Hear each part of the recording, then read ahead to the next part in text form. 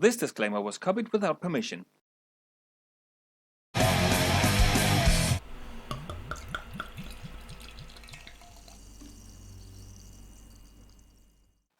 Cheers, Quaffers, Costles, Wiggers, Sibbers, and all other good people out there. Hopswatch here, and welcome to my 1-year anniversary video. For an anniversary video, no matter how many years you celebrate, you want to do something special. Now, I could, of course, retry the best beer of the past year I reviewed on my blog, but it's sold out, at least here where I live.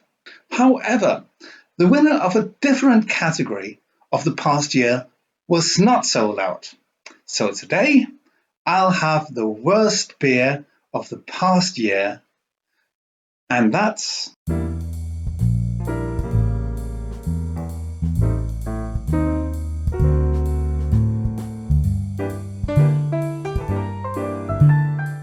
so it's a basic standard lager with 10.5% alcohol.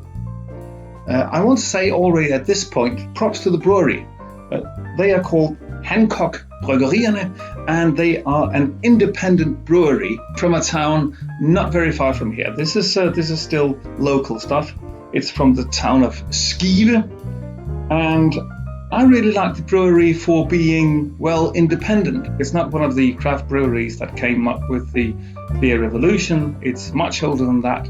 It's about the same age as Carlsberg and the other many breweries that we used to have, which are now only Carlsberg and Royal Unibrew.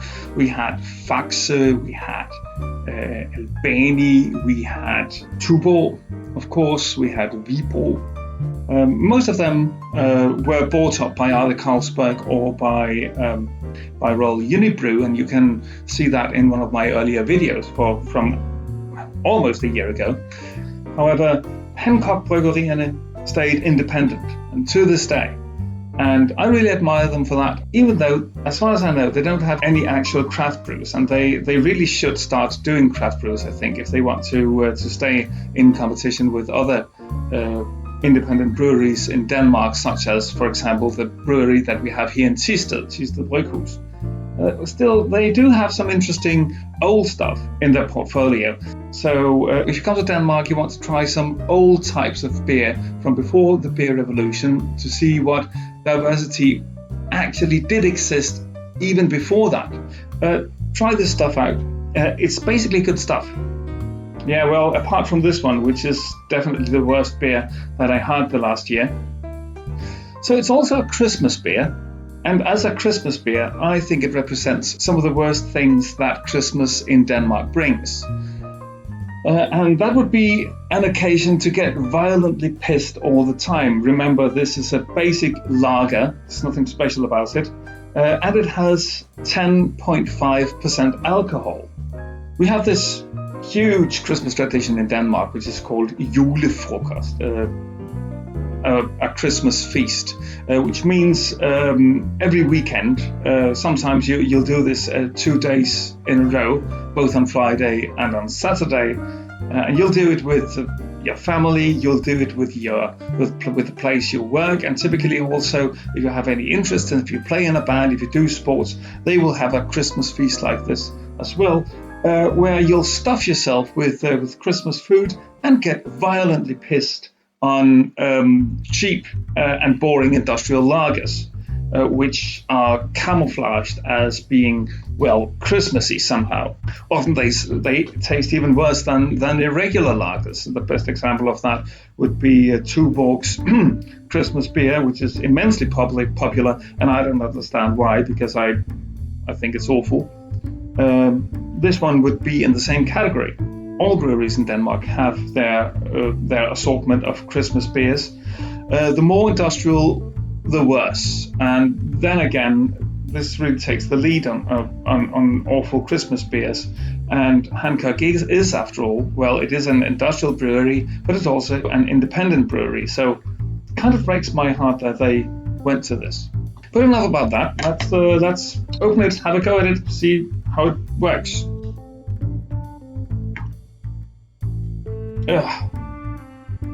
in the not so far away larger city of Aalborg, we used to have a factory producing sugar and spirits. In their portfolio, they had a schnapps, very strong liquor called Rød Aalborg. Don't say that on a sore throat. And that smelled a bit like this.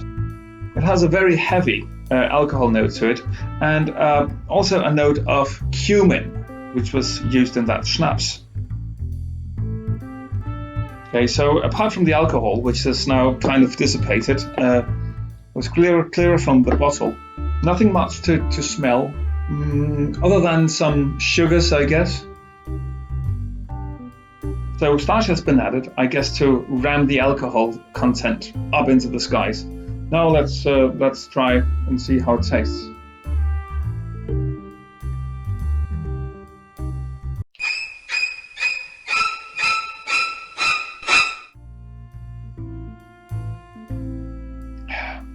So, a lot of alcohol, which is highly surprising. It burns as it goes through the chest. I got a couple of tooth issues, and when this comes in contact with where I'm sore right now, it actually numbs it down a notch. It's insane. When I initially tried this beer, I threw most of it out because I just couldn't stand it. But this is an anniversary video, so I'm going to drink it all for you lot while I'm swearing and cursing over it.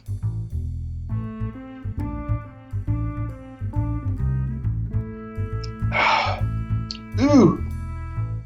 As you can see, I've chosen a different glass. I was actually considering using a regular drinking glass, but then again, when feeling so absolutely miserable as you feel when you're having a beer like this, there's no reason to lower the extent of the experience even more than necessary, is there?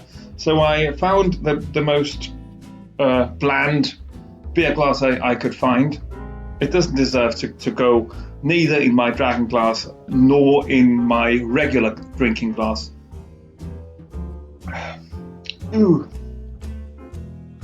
So, very, very heavy with alcohol, and it has this touch of cumin schnapps, an absolutely awful Danish thing. I have to admit though, whenever I can get it, I will have some, because I just am like that. Encountering the taste in beer, however, is no pleasure. And then there's this weird sweetness along with it. Together it's kind of a bit like licorice, and in Denmark we absolutely love licorice, but it's not very clear first of all. So the licorice notes are remote at best. If only they were clearer, I might like this beer just a bit more. So the little taste that there is in this beer is so remote and vague that they are difficult to characterize. I'm already getting half pissed of this and not knowing what to say really, other than why did I do this? Why did I put myself into this? Oh yeah, actually I know. It's in order to warn you people about beers like these. You see, as a beer blogger, and indeed also as a vlogger, I see it as my duty to try out as many beers as I can, so that I can tell you about the good beers that you should definitely go out and buy. But also, I do this in order to try the beers that you should avoid and warn you about them, still tell you how they feel, and try to communicate that feeling out to you, so that you don't need to try them at all, so that you can think, oh, this dude on the internet already tried that, and hell no, the faces that he made when he had it is enough for me to know that I should never have that. Oh, by the way, you're welcome. Happy anniversary. Absolutely no merit whatsoever. Deeply alcoholic, vaguely and sweet in an unpleasant way. The combination of the vague sweetness and all the alcohol really gives it an unpleasant feel to it. Why am I doing this? Ooh.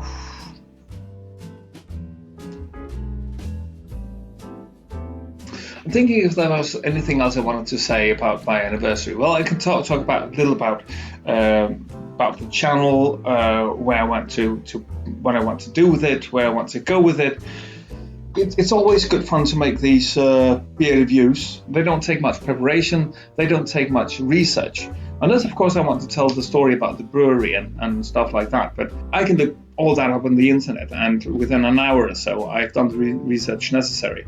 However, I also have noticed that my beer reviews are not nearly as popular as the videos that I'm doing about the Last Reformation and Torben Søndergaard. Now, that has become more and more the other thing I do on this channel. Originally, I wanted to do beer reviews and a bit of other things sprinkled into. I even made an anti-flat earth video once, which was really good fun to do. I also reviewed, and that's one of my most watched videos actually, I reviewed the new packaging of Carlsberg's six-packs. I guess I could do more of that.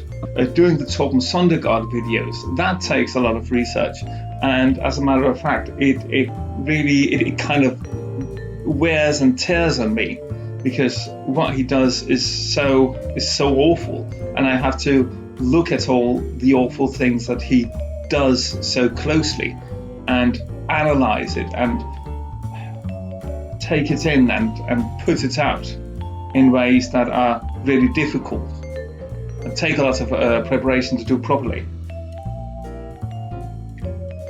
However, it's also, as I see it, what is giving my channel legitimacy.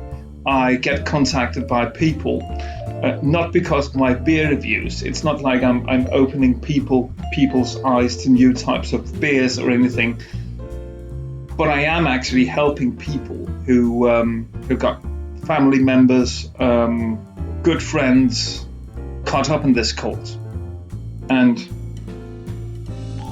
I feel I actually help by putting more videos about Torben Søndergaard out there. So I'll be doing that, definitely. I will, however, also do more beer reviews, because this is good fun. I'm getting buzzed. So the next year on my channel, what will it be? More beer reviews, definitely. Probably also more Torben Søndergaard. And maybe I should do more, let's call it beer-related stuff, which is not just beer reviews, but looking at trends. I mean, getting a modestly popular video out about packaging a six-pack. I thought that wouldn't be very interesting, but it's one of my most watched videos. So I'll definitely have that in mind if there's something to do there, other than just reviewing beers, and other than having to look that buffoon in the eyes. Now that I'm relatively tipsy from this 10.5% beer, why the hell would you want to do a lager which has 10.5%? I understand why a really heavy stout would have 10.5%. I've had beers that were way heavier than this one. They were extremely dark, or in other ways, extreme. This is basically just a lager. Why would you want to make a lager this strong? This is just to get pissed cheaply. This costs, I don't know what I think I would have paid the equivalent of an American dollar, or something to the extent of that, for this beer. Its only purpose is to get you pissed quickly.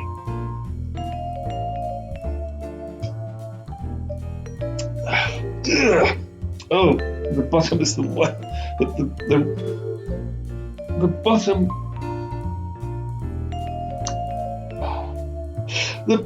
The rest of the bottom is always the worst. Oh, this is awful. Unless you've got some really good beers, that's how you know a good beer. If the rest that's in the glass, if it tastes well and is an enjoyment, you've got a good beer on your hands. If it tastes even more awful than all the rest, the beer is horrible and you don't want to go there again. But I went there again because I want to share it with you, with people out there, you, quaffers, gustlers, swiggers, and sipplers, of course. But I've tried good beers which were stronger than this one, and it was pure enjoyment. But I don't understand why you would have basically a stale lager with a strength like this. It's a bad excuse for just getting pissed really, really quickly, and I'm not a fan of that. 0 stars for this beer. Some people swear to this beer and say that that's their favorite Christmas beer. Well, fine.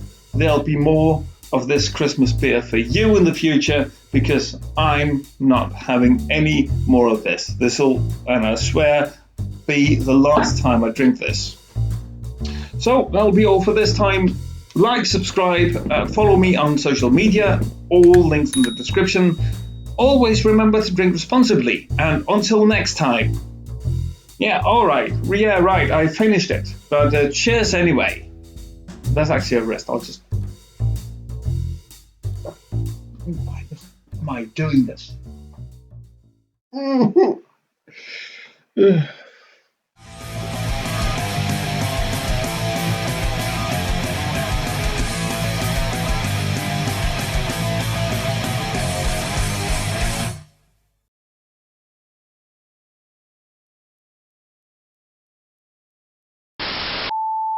They don't take much work or preparation to do. They don't take much research. They don't take much research. Oh, I can't even speak from this. For sake, what are they doing to me? Okay, so